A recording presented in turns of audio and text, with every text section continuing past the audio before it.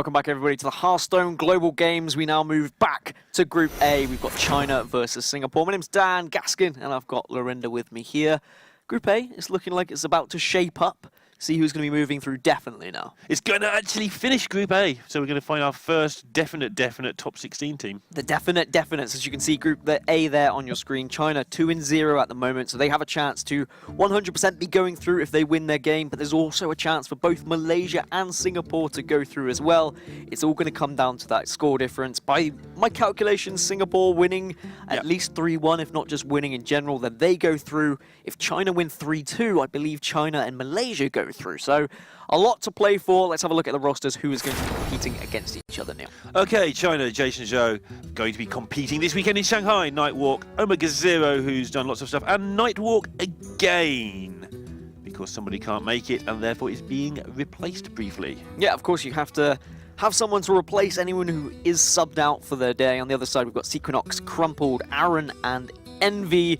We saw some crazy decks from the Singapore side last week. Are we going to see more of the same as we look at the beautiful sights of China? And you know what time that means? It's time for some of my fun facts, Neil. Did you know some Chinese police officers use geese instead of police dogs? And why might that be? Because geese are very aggressive and they're actually well trained, and they can be pretty harmful against a robber. The facts have just gobsmacked me on this occasion as we quickly look at Singapore. Have you got anything about the other place, Singapore? Of course I do. I got plenty. It's illegal to have chewing gum in Singapore. To sell it, manufacture it, deal it. Deal it? But if you do get hold of some, and you happen to be chewing it, and you spit it out, you get fined. What if you don't spit it out? Then you might get away with it.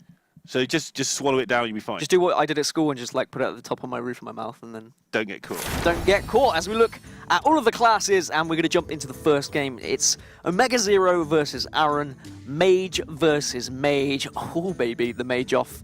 One of my favourite matchups, actually, the Mage off, because of just the position Mage is in at the moment. It's just so messy. Yeah, it's just all over the place, isn't it? I remember Fireback just saying he takes notes on all the cards his opponents could have in their hand. Except when it's Mage, when he just throws the notebook at the wall and gives up and just plays the game. Yeah, you run out of pages on your notebook if you try anything that's possible because of all the Discover mechanics and stuff. Which means you have to be alert to what's going on and respond accordingly. You do, and I was just looking at everything that was brought in terms of the HCT from Mage. There was, I think there was only one Freeze Mage that was brought. On the other side, it was a lot of Burn, but we are seeing people combine Secret and Burn together. Yeah. As you can see, Omega Zero and Aaron on your screens there getting ready. I think that's a Hearthstone Cup from Aaron as well. That's just a really good spot for that little bit of blue. Just guessing that's the Hearthstone symbol. Yeah, I'm impressed with that spot there. Is that a spoon in there? That is at least as well as it's a fork. Maybe it's he's got like a noodles or something. Cup of soup.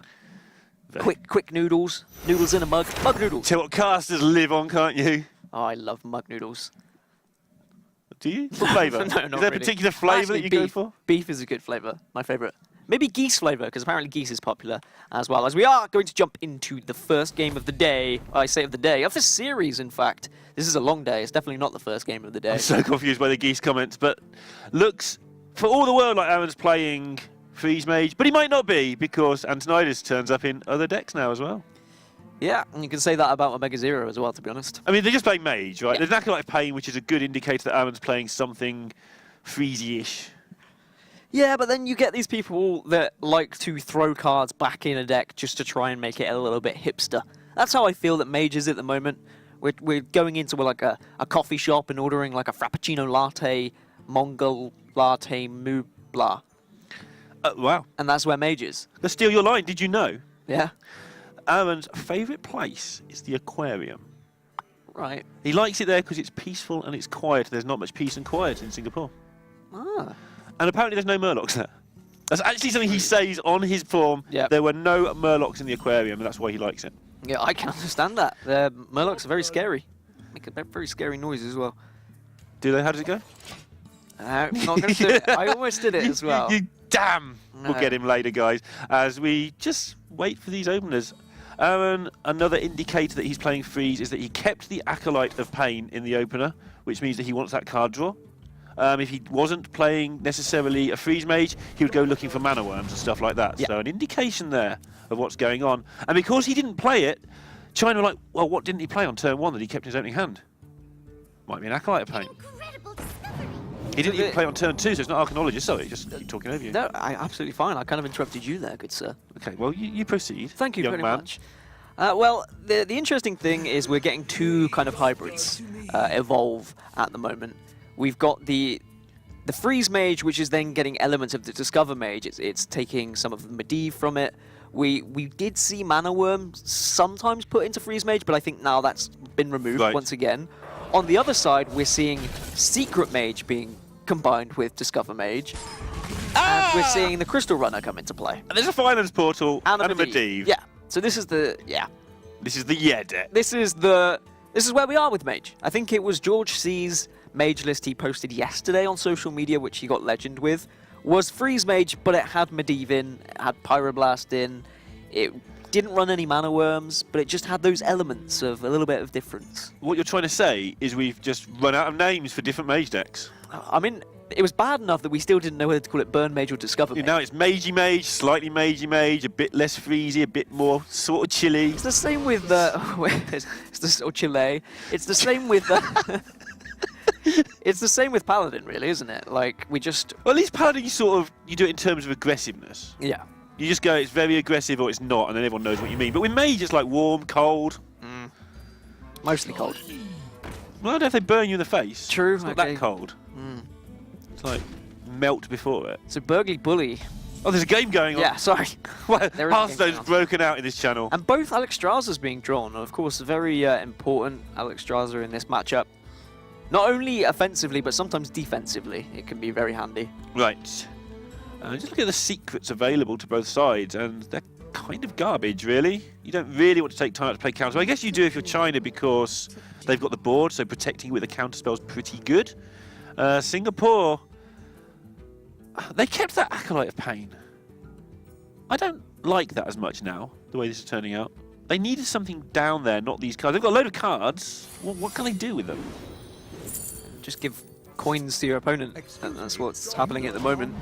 Doing what they can to try and regain this board as best as possible. But as you said, that counterspell might be handy. And there we go. Okay, so Kirin Tormage. This is... Why not? Yeah. So this is the secret hybrid that we've seen. It was in the HGT deck list that I was going through. We definitely was seeing this develop where people were putting Crystal Runners and Kirin Tormage in Discover Mage, essentially. Right. And Crystal Runner is just such a ridiculous card. I mean, everybody plays Thing from Below, and it's basically the same card, give or take. It's just in a different class, which obviously makes a big difference to cards. But I think people have started to realise, hang on, a 5/5 for 4 is good enough. You don't need it to be 5/5 for 0. That's just a nice after bonus. And I think it was Dog, actually, as in the dog from China, who's playing in HGT. Yeah, Dog. He publicised his list from HGT, of course, because they were all publicised, and it was pretty much like this. It had the secrets, had the Crystal Runners, had the Kirin Tor Mages, but it still had that same late game variant that we see in Discover Mage as well. So that makes sense that the China team is also playing it. It really does. I noticed that a lot of the China decks did seem to be fairly similar. They had different lineups, but when they chose the same deck, they seemed to be the same build.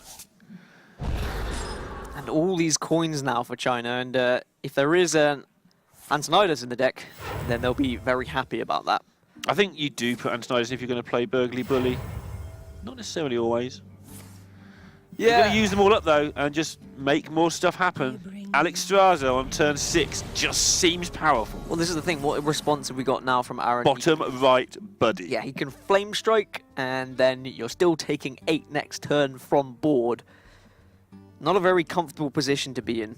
Off to the aquarium, I think, for Aaron, to be honest. Maybe just to try and relax and calm down. This is a game that can sometimes be quite a grind, but this is going very quickly. It is. It's just, I was expecting this to go some time when we saw it as Mage versus Mage, but actually, it's been pretty one-sided. Even this late game Mana Worm is going to be irritating for Singapore to deal with. So I wonder if it was difficult for Singapore to mulligan in 4, if they were thinking it was a deck that was more late game orientated, perhaps, rather than the slightly aggressive build that we're seeing from Omega Zero. Yeah, it's pretty hard to play the mirror blindfold at the moment because it's just like we've beaten to death, really. It's just very difficult to know exactly what's going on. You've got to play as if your opponent has 40 cards in their deck right now. Which isn't fun. If an opponent could have 40 decks in there. 40 decks? Oh my god! We Confirmed. cracked it. Confirmed, it's not 18 anymore. We've got 40. Never have to delete a deck all year. Well, you say that. Somebody would just be awkward and want 41. So, Fireland's portal onto Alexstrasza can keep you alive from what you can see. But do you want to stay alive You in this position? Yeah, well, I guess otherwise, you do. You're in a what? big tournament. Ice Block, Medivh's Valet, and Ping, probably the best option here. You definitely survive because of the Ice Block, and you can clear Alexstrasza at the same time. You then could potentially play a follow-up of an Alexstrasza defensively, put yourself up to 15. Yeah, you've got to hope your opponent hasn't got the hand we can see, which is kill you. But yeah, in the real world, you've just got to try and survive. Of course, you have. Because with all this value, if they can survive one or more two more turns, they'll be fine. And remember, the opening mulligan, they kept that Acolyte of Pain, that's where all this value came from, but it was very slow because of it.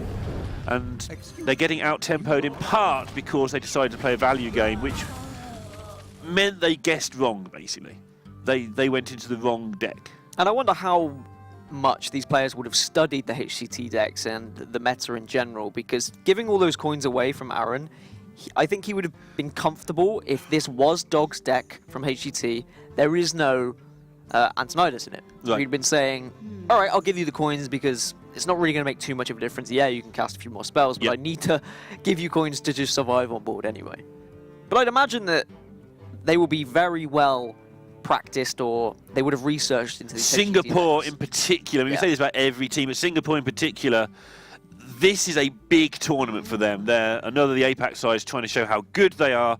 A lot of us commentators know how good they are because we've seen them around various events, but yeah, they're still trying to prove it, and I think they're putting a lot of time into this particular event.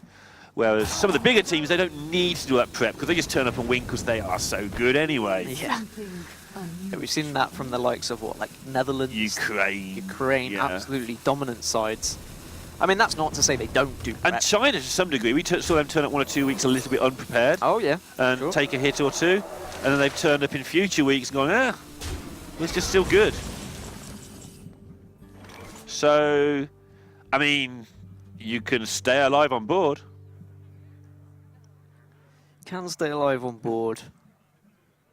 So I think you defensively Alexstrasza, I think that's your best option. I'm not sure. Like, if you fireball Ping, you're dead to a lot of stuff. Yeah. But if nothing kills you, then next turn you defensively Alexstrasza, and actually you've got some stuff going on. Whereas if you do it now, you're getting hit instantly for 9. You're down to 6 before you start. So if they've got that stuff that takes 2 away. Do you think it's a better risk to take? I feel that if you get away with it, which is very rare, then you can win the game this way. Whereas the other way, I think that you just take it straight in the face again the next turn anyway. I think this was the right way to do it. And they know full well that they're dead to any number of magey things here.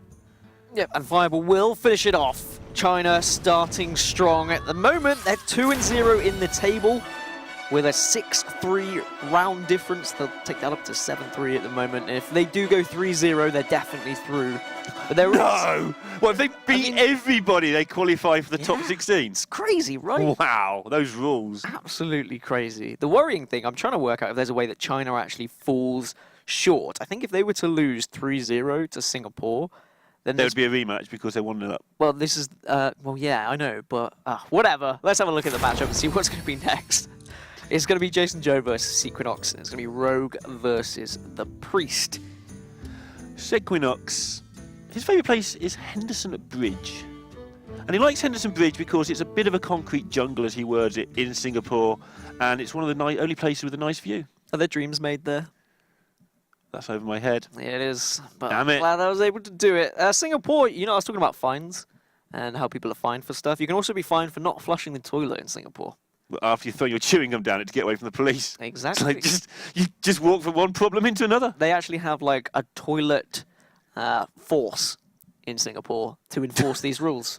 But they're like toilets come out and just like so if you flush at you go and to stuff. Toilet 30 seconds later, you haven't flushed it, there might be someone barging your door down. Yeah, okay, so how do they time this? At which point are you supposed to, like... Neil, I don't know the logistics. I'm just a fact man, all right? Like, do they have cameras? I hope not. As you can see, the players there. Jason Joe looking happy as always. He always looks very happy. Yeah, that's because he Jason always Joe, wins. He does always win. I'm happy when I win, but that's why I'm always miserable. Yeah, well, someday you'll be happy as well. Obviously, maybe Jason you can learn Joe, from the best. I was going to say he's in China at the moment, but he kind of lives there, so he would be. But he's in China and also in China because he's there for HCT. Did you know? In China, they have vending machines for live crabs. As in, like, beach crabs that you can buy and then cook. You get Glacacrulas in there, hungry crabs maybe. So you don't have those in the aquarium. It's like a contrast going on here. Okay. So I didn't know that, no. Vending machines. I don't know how they get put in there, Neil. I don't know. I'm just a fact man. The fact man who doesn't know logistics. Okay, so next matchup You need a logistics man alongside you. is Rogue versus Priest then as we dive into that one. Quest Rogue, unsurprisingly, as I mentioned earlier, every rogue that has been brought to HCT is a Quest Rogue. Right, so in the HCT, Jason Joe is not playing, he is playing Boar, which is about 50% of the Quest Rogues. The big question is, do you play the Boar, have that extra one drop, that extra charge minion in your deck, or do you try and take it out with a little bit like backstabs and swashbucklers and stuff? And he's one of the ones who's chosen in HCT to go with a Boar, I believe. And it looks like we are going to be witnessing the Horror Priest as well. It's something that does very well against Shaman. We saw it last week being played, and it's something that Sequinox took to Legend, and other people have used his deck to get to Legend as well. And you went back to the hotel and played it all night and got it to rank 15, I believe. I did play it, yeah. Starting at Legend. Yeah, I don't quite have the skill set, apparently. But it is a fantastic deck. However, is it going to do well against Quest Rogue? My worry is no. Because Quest Rogue is going to have plenty of time to complete its quest. No, that makes a lot of sense, and we know how bad it goes if the Quest Rogue does complete its quest. And also we've seen Quest Rogue, against the slower decks, doesn't really have to hurry. It can put 2 or 3 minions down there. It's got loads of value from Fireflies, from Igneous Elementals, from Bilefins. It just draws more and more stuff, so you blow it all at once, and it just all comes back. The saving grace for Sequinox is there are board clears. He's already got Pint-Sized Potion into Shadowword Horror. He's already got the Dragonfire Potion as well. I mean, this is 2 board clears straight out already. Of course, there are tools to find more board clears as well. There's potentially you could get 3 Dragonfire Potions if you would like. The interesting thing here is Jason Joe may actually speed up, thinking that this is Silence Priest. That's true. Because he's seen the Acolyte Pain and he's put a bit of a wry smile on his face, thinking, well, I'm going to get hit with horrifically big things. But actually, in a minute, he's going to work out what it is, and then he's got Wisps, by the way. He does have Wisps. Oh, yeah, I was just going to bring that up. I mean, that's going to be a very quick way to complete the quest. It was something that was kind of brought in for a little bit after Ungoro, and then it kind of faded back out. Yeah, Dog's right? very original version, I think, had Wisps, where the idea was just to get stuff. Is this American Dog? Okay, not real dog. dog. This guy's has got to prove that he's the real dog by winning this weekend, okay. which you can catch live on this channel, by the way. Yeah, you can. Live from Shanghai. We'll see if we get a surprise victory over there, or whether it be one of the regular winners. Stacked lineup, though. I know you mentioned that with Dan earlier. It's a lot of big names over there. I hate it as a caster when you sit and go, hey, this thing that this same channel is showing next week's got a stacked lineup. But really, it just does. Yeah, it definitely does. And now it looks like Jason Joe is going to start the bounce train by actually using Vanish with the prep. And now he can just complete the quest this turn. Well, next turn he can actually play the quest. So next turn means he can go Wisp into complete quest. That seems pretty good. It's good. It's like your own preparation in this form of 2 Wisps. And the fact you're doing it with Wisps as well means that, yes, okay, Sequinox has those board clears, but how many times can he clear a board before he starts posing a threat of his own? He needs to do it a lot of times, exactly. Right? And his deck is insanely slow with Medivh here, who isn't going to be guarding much at all because he's going to get punched in the face by Wisps. Oh, he certainly is. He should stick to holding parties. Now, does Jason Joe coin out patches here? I don't think you need to. It depends how worried he is about Dragonfire Potion. Yeah, I feel that you just keep putting 3 minions down at a time. And he hasn't got a huge amount of value in the cards that I was talking about earlier, like Igneous Elementals and such like at the moment. And I feel that he doesn't want to be too forward with his aggression here. It doesn't set up lethal. He may coin out the Glacial Shard, though, to stop any card draw. And that sets up lethal as well by putting 20 on the board and keeping the patches in hand. So that's the thing he can do. But again, he probably just doesn't want to put a 4th minion on the board. Yeah. Keeps it to 3. That's the most sensible thing, I feel.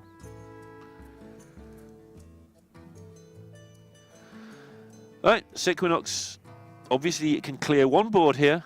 Is he going to go face? Why don't you draw a card if you're going to Dragonfire? It's the same thing, actually. Yeah, I'm just going crazy, but you draw the card first. Either way. He couldn't think of any card in his whole deck that he'd rather play than Dragonfire, so... So this deck does run 2 mind controls. That's how greedy it is. And unfortunately, that's not really going to work too well against a board that's constantly flooding 5/5s against you. Yeah, Patches hasn't got a mind, so it's hard to control him, really. He just hits you in the face. So there's another clear in the Pint-Sized Potion plus Shadow and Horror. And there's also the Shadow Visions in deck that you could look for another Dragonfire Potion or another Pint-Sized Potion to get another clear. You've got Shadow of Death there as well. Yeah, and in fairness, Jason hasn't drawn much of that sustain I'm talking about. Yeah. So if they do draw the second clear, this might still get a bit interesting. Are you looking forward to this being nerfed, or you'd rather have people do this? Which version do you prefer? I mean, I wouldn't say I'm looking forward to it either being nerfed or not being nerfed, Right. because I'm just a little bit worried about how it's going to upset the balance of the meta. At the moment, this is, in my opinion, one of the best metas we've had in Hearthstone. I agree. And by changing something so drastically, how is it that going to affect it? Of course, there is probably going to be an expansion near enough when that quest rogue is nerfed or afterwards. So it's going to be completely different anyway. I think the exciting thing now is that they're willing to try. Yeah, I think we've been in metas before where it was like, oh, do we change it, do we not? Oh, what if it goes wrong? Now it's like, we think we should change it, we're going to. And I like the more committed attitude about all that. Yeah, I like taking action, and there's a second Dragonfire Potion that actually Sequinox has picked up here. So he does have ball clear after ball clear after ball clear, and that's a preparation, which is a bit of a whiff. And that is going to allow Singapore here to start putting something on the board. Medivh goes on the board next turn. Bit of a whiff. Did you bring your durian plant back with you? Oh, that apparently does smell. I thought that was your feet. No, although I am wearing slippers today. Explains all of it. So you're going to have to Dragonfire Potion here. You won't be able to Medivh because of Jason Joe taking the initiative by just putting as much as he can on the board. And Sequinox has one more turn. This Dragonfire, he'll face, hope they can't hit you, because he's expecting you just to go bounce minion, well, hit you with a charge, bounce, hit you, you die on 10. But actually, he's got a chance here. 10's the same as 8, by the way, because I'm good at maths. So he does have the option to try and play something onto the board. But, I mean, that backstab's been in hand a heck of a long time. What do they think it is? Could be anything at this point, really. They probably think... Well, there's a lot of things it's not. They probably think it's a prep. They probably think it's a prep. That's a good point. I think one of these two you could. And then the right-hand card, they've got no real clues about. All right, so they're going to go with the Shadow of Death and this very aggressive-looking play. They get the Priest of the Feast, which means if they don't die next turn, they're going to be able to start like just getting on with it. Yeah, just the charge effect needed for Jason Joe. Ah, there it is. It's always there. Just as soon as you thought that there was a chance for Sequinox here, Jason Joe finishes it off, and China are going to go 2-0 up. It's just always there. And Sequinox made a brave play there. He did make a brave play. And was kind of punished for it, but I think he thinks that one of those cards in hand might be a bounce effect. Yeah. In which case, then he's dead to any charge anyway. Well, if you'd used Dragonfire Potion, A hero face on 10. you could have been up to 10, so maybe there's a way you could survive, but it was a very risky play, but I liked it. Then they play any minion, and you can't kill it anyway, and then they hit you for the extra 5 anyway. So, yeah. It's just a still have slower Shadow way of of Death playing it. then, if you use the Dragonfire Potion first. As I said, it's about trying to get something on the board, and they were just unable to do so. So that's where Sequinox was trying to do something as we move on to Game 3, Nightwalk versus Crumpled. And, I mean, we looked at the league table earlier, and we were going through how China go through? Of course, 3-0 is fine for them. How's Singapore go through? So basically, if Singapore win, they're just through. Right. Doesn't matter if they win 3-2, doesn't matter if they win 3-1. Good job, really. Good job, yeah, because they can only win 3-2 now. However, if China win, it actually means Malaysia go through, because Malaysia beat Singapore. Right. And their score difference will be the same regardless of what happens. Because if Singapore beat China 3-2, their score difference will still be the same. Okay. Yeah. It'll also be +1 as well, as Malaysia's. Depending on, surely it'll only be +1 if it's whatever score. What are they at the moment? If they, all they can do is win 3-2 now, right? I see. Yeah. But China can win by any score. Yes. I see. China can still win 3-1 or 3-2, but we'll go into that when we see the league table later, and I can explain a little bit when we can see picture-in-picture, and Neil here won't get confused, bless him. This is what happens when I let him be the maths guy and I try to be the facts guy. It just Yeah, it all just gets jumbled just up. falls We apart. get confused. We try to explain things we shouldn't, when really, I should be talking about that in Singapore, you're not allowed to use your neighbour's Wi-Fi. Also can get I fined. thought that you were going to stop like a few letters short there and I was just getting all confused. No, yeah, can't use your neighbour's Wi-Fi because you will also get fined. Okay. So Unless lots of things you your get fined neighbour for. gives the Wi-Fi to you and they give you the code. But if it's an open Wi-Fi, then you're not allowed to use it. Game 3 then, Nightwalk versus Singapore. And it's actually not Singapore. Nightwalk's not just playing the whole of it. Nightwalk Although just- he kind of is. He's the Murloc killer from last week, remember? is. So now he's just upgraded from Murloc to just taking a whole nation. And so this looks like... So there was one priest deck that was brought to Shanghai. And that one priest deck was brought by X-Hope. It's a Lyra combo priest. It does run things like Binding Heal. So I think we might be looking at that here, Neil. Yeah, seems pretty likely Binding Heal a fairly big giveaway. So how exactly does that pan out? Okay, well that changes everything. I'm not sure that the chemist is actually in that list. So you have to find out what that's there for now. Although it might be. I mean, I can't remember every 30 card. I just looked at the significant cards and I would have thought that that would have stood out for me when I was looking at the deck. It's a pretty kooky card to Yeah. have in a deck, It so is. Just I don't think you'd have commissed it very much. No, definitely would not have commissed it. Meanwhile, in fairness, combo-y priest decks are pretty good against Jade Druid. Because the Druid just can't deal with one gigantic minion. Yeah. And actually this board is pretty good against Jade Druid anyway. It's going to start getting the damage through. And Druid does not like chunky minions that heal themselves early in the game. And of course, if this is X-Hope's combo priest, or at least close to it, you have that one Light Warden in there as well. Right. But for the oomph factor of getting it on board and then just having the heal, heal, heal into a massive old minion that is going to smash you down and win the game. And I'm a massive old minion that's going to smash you down. yeah.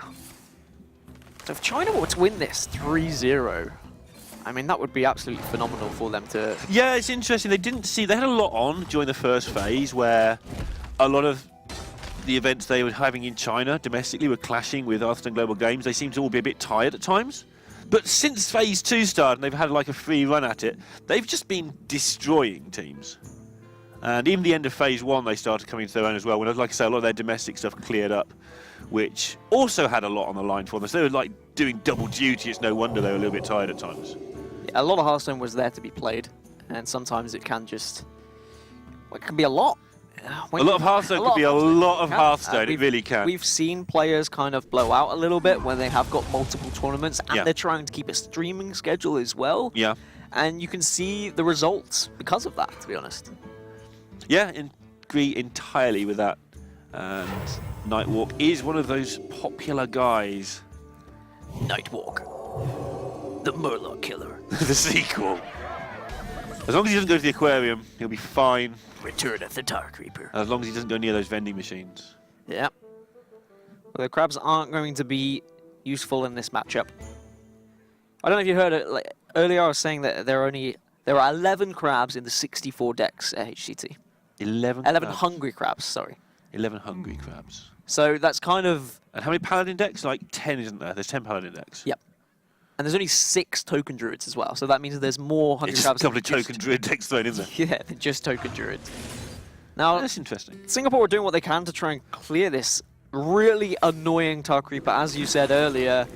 Big minions, not really what Druid can deal with.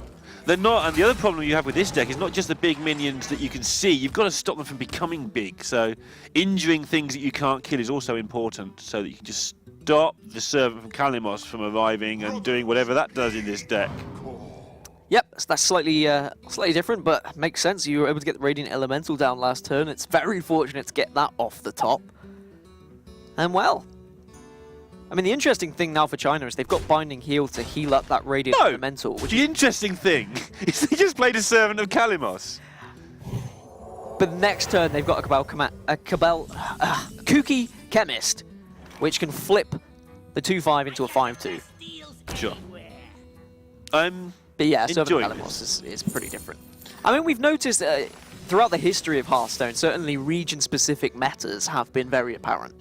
Yeah. We've noticed different things appear in ladder. China in particular are sort of the founders of the tempo mage of last season, the one that just won with Yogg, the old school Yogg before the nerf. And China just kept saying this is good, and everyone kept saying, China! And then everybody went, oh, you're right. Yeah. We should be playing this deck, it's really good. Which led to the card being nerfed.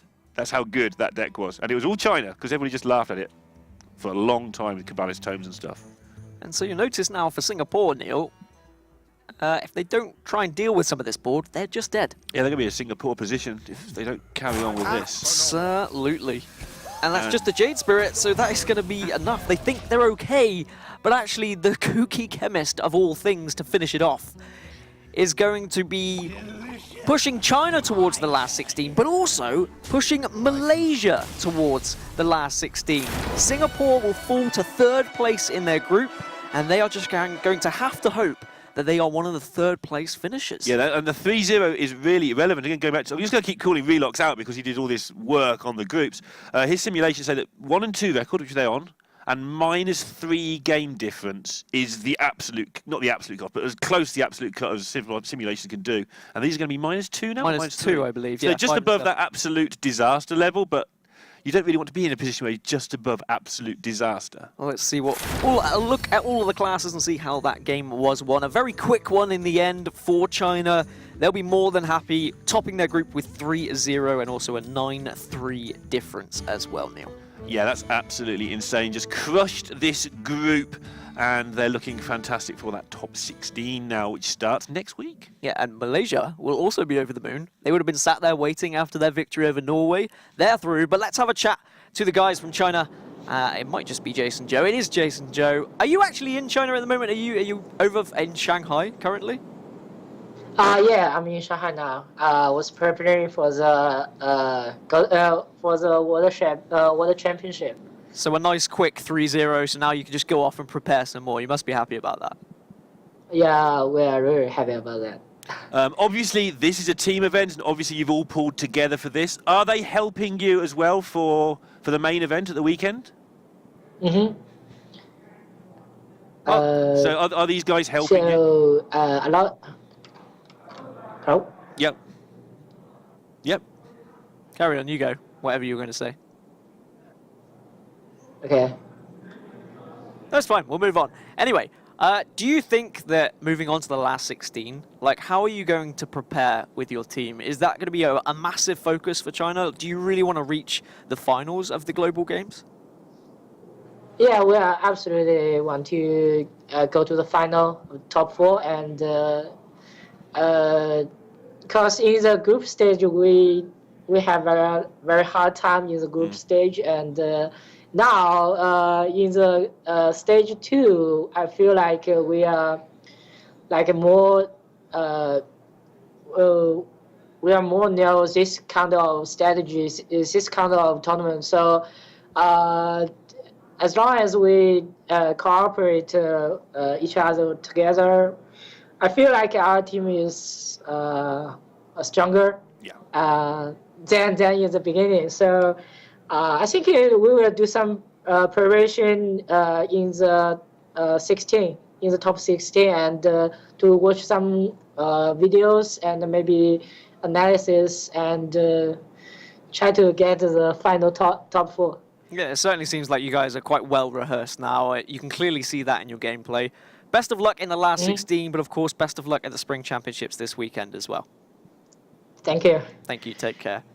And he's completely right. I mean, China have gone from being quite busy with their gameplay to turning up a little bit unprepared, scraping their way through. Now they look like a force to be reckoned with. Yeah, I think I'd be scared if I was the team playing China in that top 16. I do not want to run into them. They are looking hot.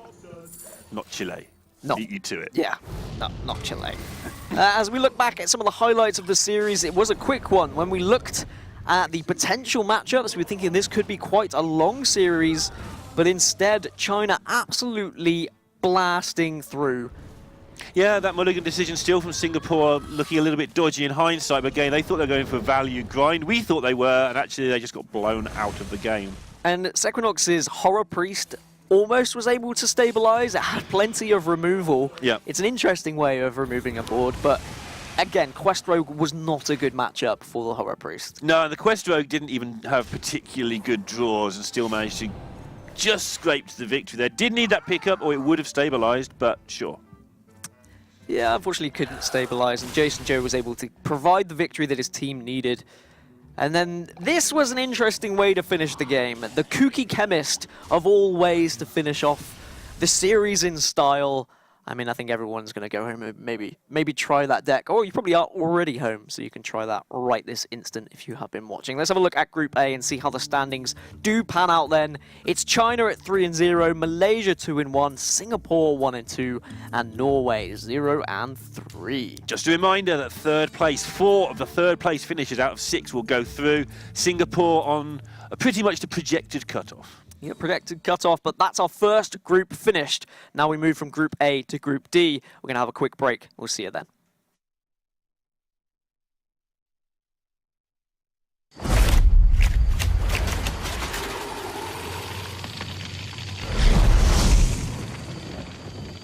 We're almost there. Quiet down, everyone. This is not like any of our previous expeditions. This will be far more ambitious. We're stepping into a land of primordial wonder. Infused with astonishing elemental energies. The plant life here holds very unusual properties. So don't touch anything. And while you may be excited to see the local fauna, you might want to make sure they don't see you. Because their powers of adaptation are devastating.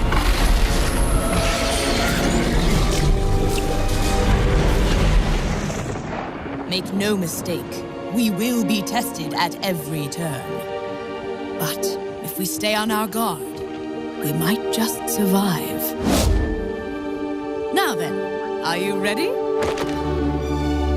Then let's journey into Ongoro Crater.